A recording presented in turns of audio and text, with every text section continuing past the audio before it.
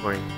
So, right here today we have James Wang and Tori. Okay. And what we're gonna talk about today is the 350 mission, which is to get to 350 ppm, 350 million parts per million.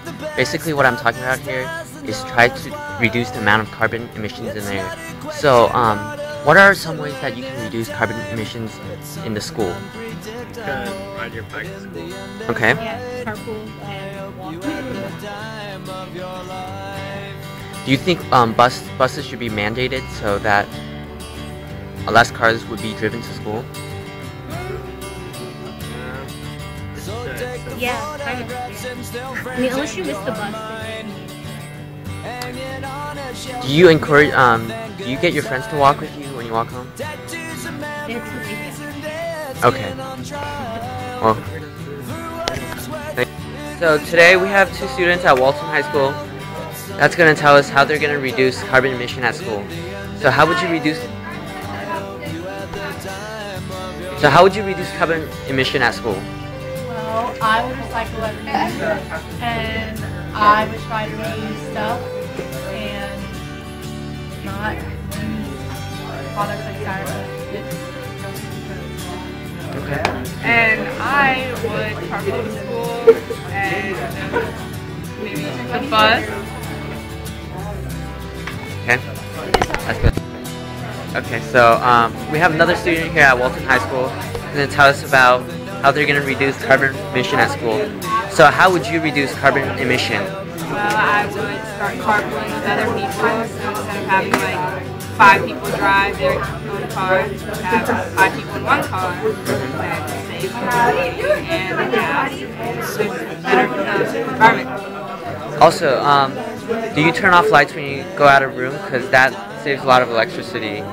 And honestly, I don't, but they would probably be smarter to do that. I should probably take that advice. okay, thank you.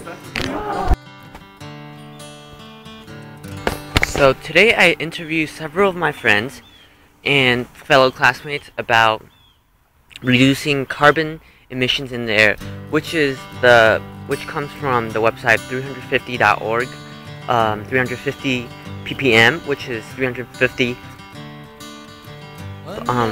pieces per million.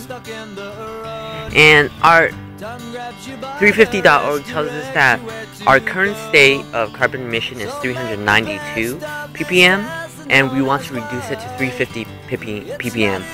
I've talked with several of the students at school, and they have told me some very healthy and great ideas to reduce carbon emission in the air.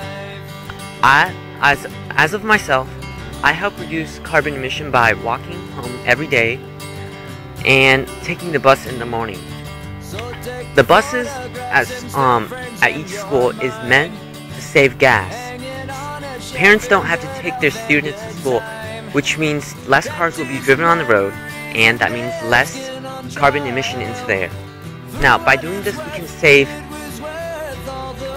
save a lot of carbon from going into the air or the atmosphere.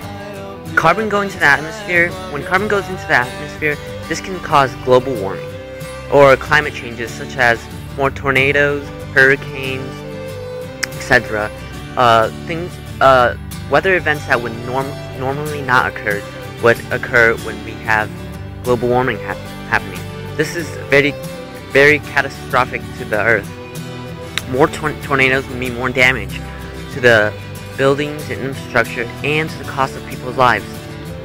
What I also do at home is I unplug all my appliances when I'm not using them. I try to watch as less TV as possible because it saves electricity. And I turn off the lights when I leave a room. Electricity is generated by using coal. And now, when you use coal to produce electricity, coal releases tons of amounts of carbon dioxide into the air each year. So if we just save electricity, whether it's in the school by turning off lights or on computers, or at home. We can reduce the amount of carbon emission into the air, and we can get closer to the goal of 350 ppm or below that, which means basically we'll be benefiting the Earth. The carbon emissions only pollute our air system.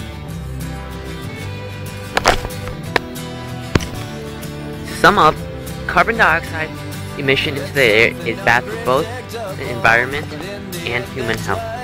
Humans, by taking in excess of carbon dioxide, can develop cancer, while the environment can experience climate changes and global warming when there's an excess of carbon dioxide in the air.